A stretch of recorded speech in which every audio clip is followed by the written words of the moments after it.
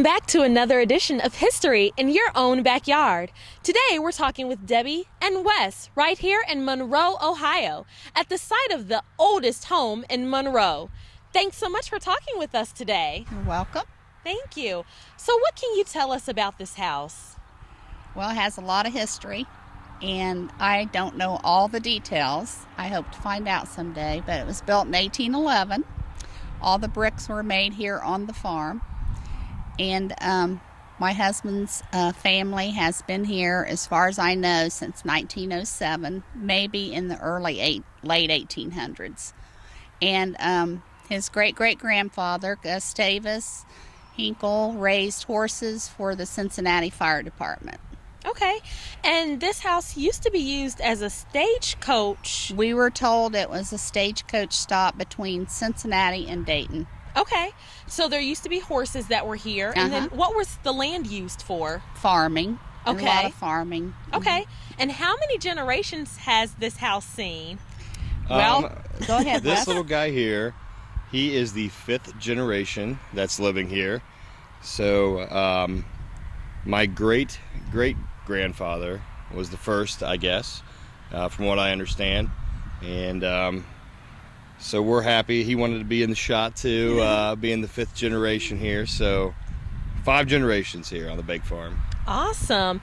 And I understand that this house was actually a staple of the community, being that it's the oldest house here. When did some of the other development come in? Do you know? This house was actually built before Monroe became a town, I guess. I think Monroe was founded in 1817. So it was here a little bit before Monroe was actually founded. Okay. And what other information would you like to share with us about the house? One interesting story, it was a few summers ago. We had a family stop by. You probably remember their name, but they brought the older lady with us. She was in her 90s, but she was actually born in the back room of the house.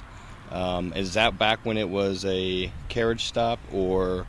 Well, she was 90 when her daughter brought her here. Her name was Catherine Baker, and she was born in the back room of our house. And she told me that they always had a lot of weddings here and funerals, and a lot of funerals in the hallway. Thought that was kind of interesting, but I've never met any ghosts. But I just always, a house that's 200 years old always needs a lot of work, but I've always enjoyed it, and I love antiques, so I felt like I was blessed to be able to live here.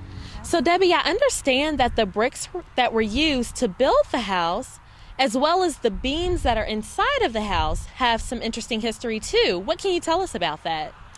Back in 1975, we started doing some remodeling here. We were married, my husband and I were married in 76, and they told us that all of the bricks were handmade here on the farm, and we actually have some in our house that we saved in the archway. They have a child's hand in them, a chicken track, and I think it's a pig. But so they were all handmade right here on the farm, and the beams also were all hand-hewn beams. They run in each of the bedrooms, well, we made it a bathroom, but they say back in the 1800s, of course, it was just a place for someone to sleep when they stopped. But the whole house has, I don't know how many beams, but it's just got beams everywhere, and has the original ceiling in the hallway that we had to take down and scrape layers of paper off of, and then we put them back up. So I thought we just wanted to preserve as much as we could of it. And I think that's wonderful that you and your family have been dedicated and committed to making sure that the historical properties of the house are preserved. So that's great. Yeah. Just a lot of history, a lot of family history. Even the flowers out front were, there for my great-grandmother. So they've been there, a long time. Just a lot of history here. Yeah. Great place to grow up. Those pennies are probably 100 years old. Yeah. She said she planted those when I don't even know when she was a little girl, I guess, with her mother. I don't know how old they are. But That's they so come up every sweet. year, and they're beautiful when they bloom. That's so sweet. That's awesome. Yeah. So, Cade, you are the fifth generation that's lived on this property. What's your favorite part about living here? My favorite thing of the farm is the animals. That's cool. And what's your favorite farm animal? A turkey. I like turkeys too. Sounds good. Thanks again so much for tuning in to today's edition of History in Your Own Backyard. Today we spent time in Monroe, Ohio, talking with Debbie, Wes, and Cade all about the oldest home in Monroe. We certainly hope that you enjoyed learning all about it.